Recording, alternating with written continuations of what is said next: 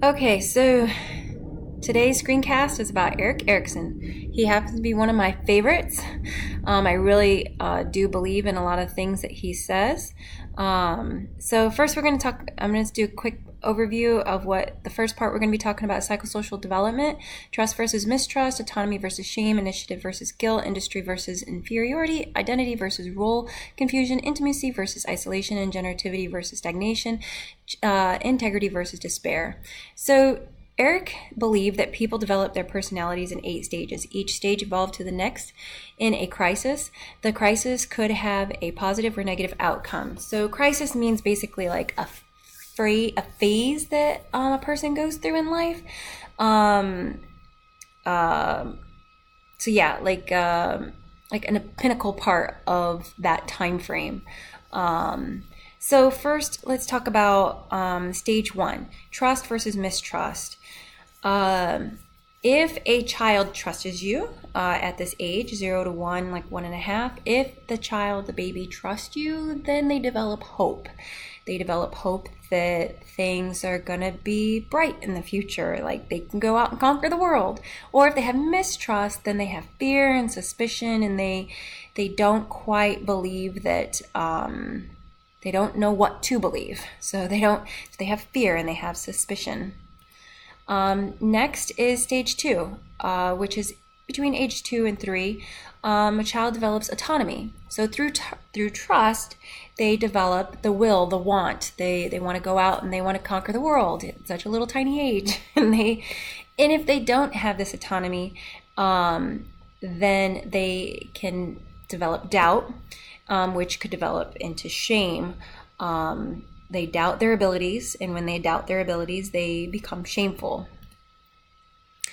Stage 3 is in between ages 3 and 5. It's initiative versus guilt. When a child has that trust, then they have that autonomy, that will, then that gives them the initiative to go out and have purpose. So maybe they totally believe in the astronauts and all they want to do is fly ships. And the little 4-year-old, has a little astronaut suit, running around the house and, doing space monkey stuff, like jumping off of things. And they have purpose behind their initiative and their crazy kid shenanigans.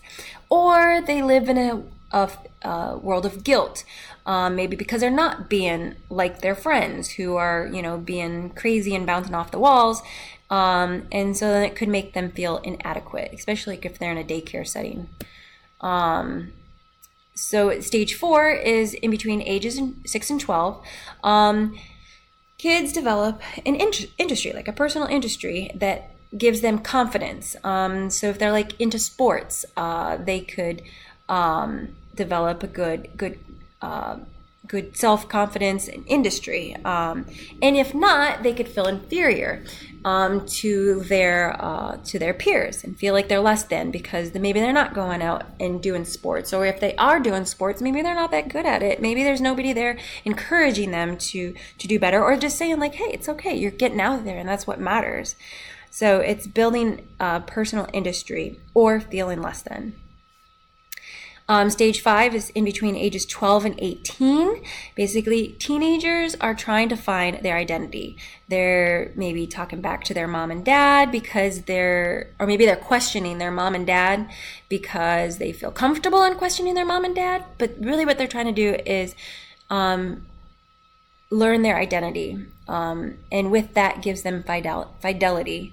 Or it could be role confusion, where they don't know who they are and they can't figure out who they are. And because of that, they become rebellious because they're not secure in who they are. So they just lash out and there's a lot of outburst. And it's actually sad.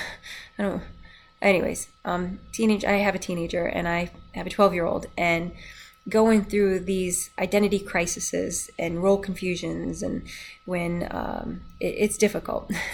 Okay, so stage 6 is age 18 to 40. In this part of life, you're basically a social butterfly. You're trying to, you're enjoying those friendships that you've made and those If you're married, your married life, you're enjoying, the social life, the intimacy, you're having more intimate relationships with people, whether it's a friend or a boyfriend's or girlfriend's.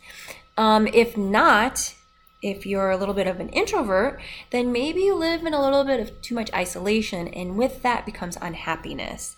So we want to work to try to stay on the positive side of these stages. Stage 7 is between age 40 and 65. It's generativity versus stagnation. So generativity means how well are you building your family? How well are you doing in your job? How productive are you being? Do you have a very good blossoming family? Do you have is your profession, your career blossoming? And that equals care. That allows you to care about yourself and care about the people around you.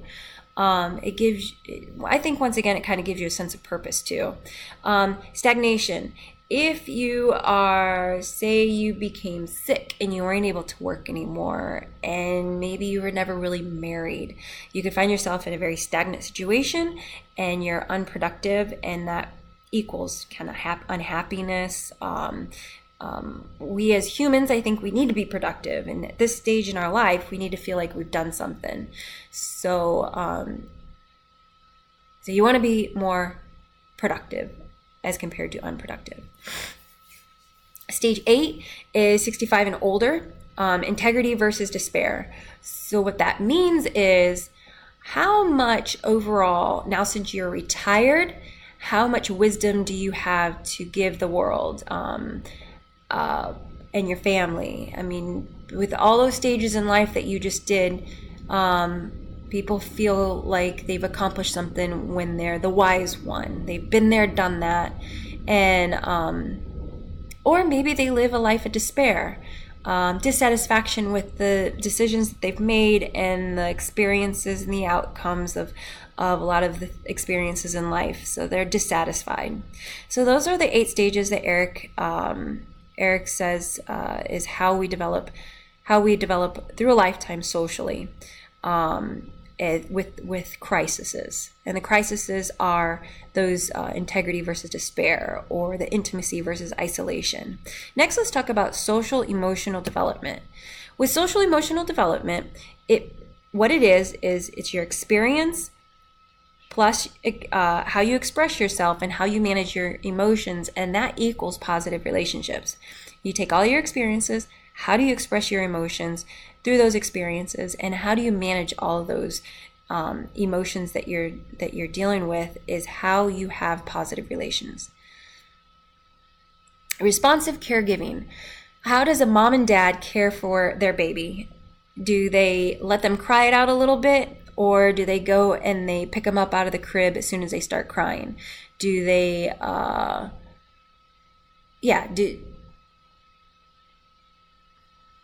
what science is saying is that you should be responsive as soon as your baby needs you. You're responsive. It builds trust, and with that trust comes all those other things that I just talked about prior in those prior slides. That you have to have trust in order to have initiative, in order to build, the industry, and so on and so forth. Next is emotional security. I think it goes hand in hand with emotional intelligence. Emotional security is huge. It's one of the biggest chain links to a good life. So basically, you have to be aware of your own feelings and the world around you. If you're aware of your own feelings and the world around you, you can help others who don't, and you can have, and you just have a much more well-balanced, non-stressful, emotionally non-stressful life. Temperament, it's how we express our emotions. A lot of people say, you have your dad's temperament, you have your mom's temperament. Meaning, like, are you calm in your demeanor? Are you kind of feisty in your demeanor? Are you hot-headed? That kind of temperament. Emotion regulations. I put these little smiley faces on there. I thought this was good. So you can go from like 0 to 60 And that means going from completely sad to completely happy or crazy happy. And that's not very good at emotional regulation, right? Because you want to kind of keep yourself at a 5 in going into the happy land sometimes, or going down into the sad land sometimes, but trying to keep it neutral. That's regulating your emotions. Basically, it's interrelationship of emotions, cognition, and behaviors. How the culture influences how we regulate our emotions. You know, if you grow up in a family where everybody's hot-headed all the time and always on the angry side, that's going to influence how you regulate your emotions. Or if your mom or dad is always sad and depressed all the time, that could influence how you regulate your emotions. You may not know how to. So you want to minimize stress, chaotic behaviors, chaotic environments, and under and over stimulants for babies. Impulse control can be established through cooperative play. What that means is, a good example would be in a daycare setting, and kids are all wanting to play with, I don't know, say that a bunny rabbit was brought into the classroom. Everybody wants to play with it, but they're impulsive and they all want to grab for it, and they all want to have their turn. So cooperative play is a good way to establish impulse control, but that's what impulse control is not having the ability to not go out and just do it just because it looks exciting. You want to be able to control that. Social understanding, what to expect from others, back and forth engagements, and social scripts. So basically understanding how do I fit into society? What do I need to do to fit into society?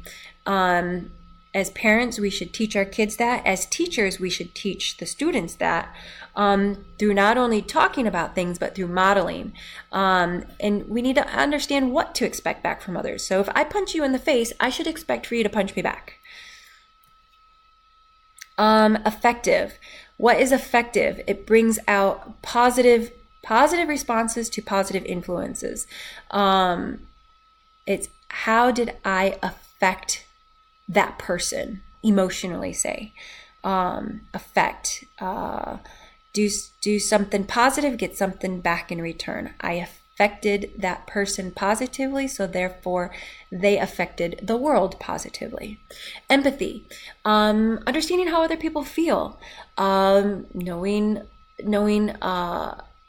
being there for them, understanding that maybe I don't know exactly how you feel, but I'm going to be courteous enough to give you some space because I'm empathetic to the fact that you're going through something.